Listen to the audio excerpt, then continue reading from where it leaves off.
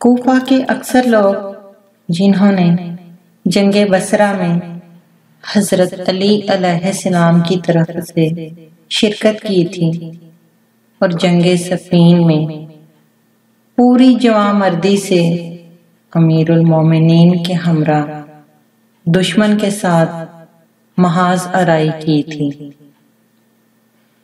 وہ دراصل اسلامی خلافت کے مرکز کو حجاز سے عراق منتقل کرنا چاہتے تھے تاکہ اس کے بعد وہ شام پر کاری ضرب لگا سکیں۔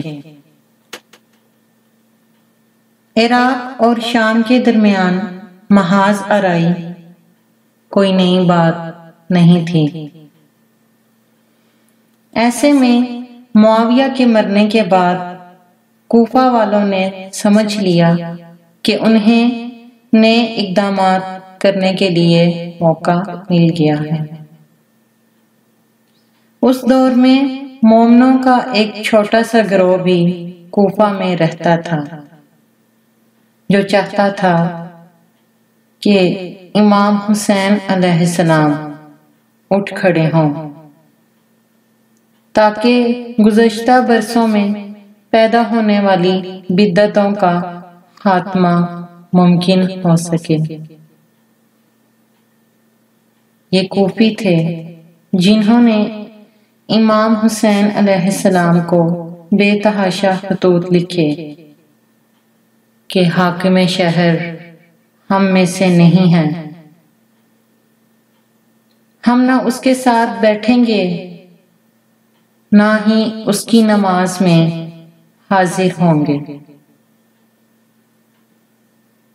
اور پھر یہی لوگ تھے جنہوں نے ہانی کے گھر میں حضرت مسلم بن عقیل علیہ السلام کے ہاتھ پر بیعت کی اور کہا، ہماری جانیں حاضر ہیں، ہم یزید کا تختہ الٹ دیں گے۔ اور یہی وہ لوگ تھے جو ولید کو لے کر آئے، خود گروہوں میں بٹ کر فرار ہو گئے اور جناب مسلم کو تنہا چھوڑ دیا۔ امام حسین کے خلاف جنگ کا پرچم اٹھا کر عمر سعد کے لشکر میں شامل ہوئے اور کربلا پہنچے۔ بلا شبہ یوم عاشور وہ دن تھا کہ جس دن مومن اور شیطان دونوں کے درمیان کا فرق واضح ہو گیا۔ ایک طرف وہ جو شب عاشور امام کا ساتھ چھوڑ گئے، دوسری طرف وہ جو عمر سعد کے لشکر سے نکل کر امام کے قافلہ عشق میں شامل ہو گئے،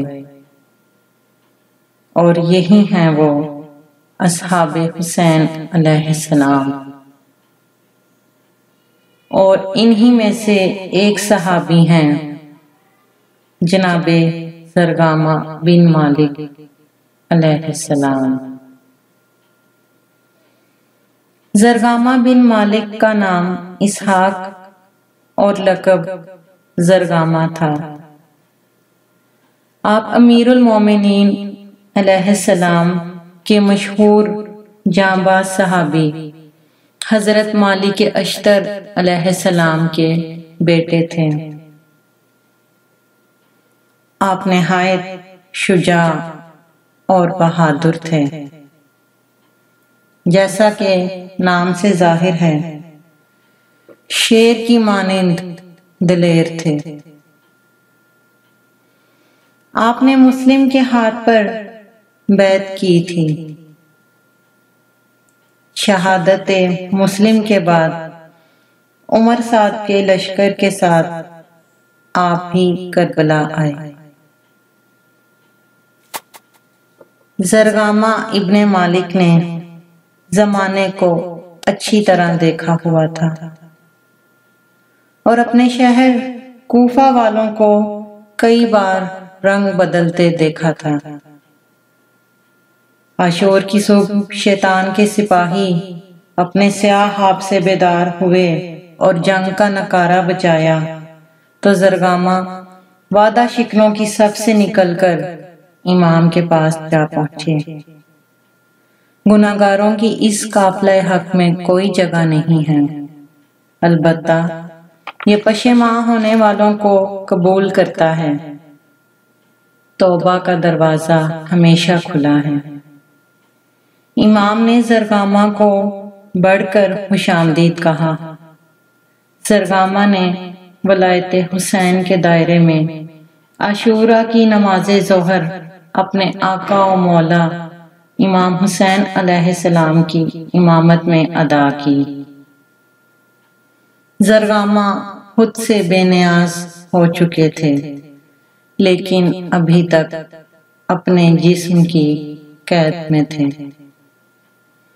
انہوں نے امام سے جنگ کی اجازت لی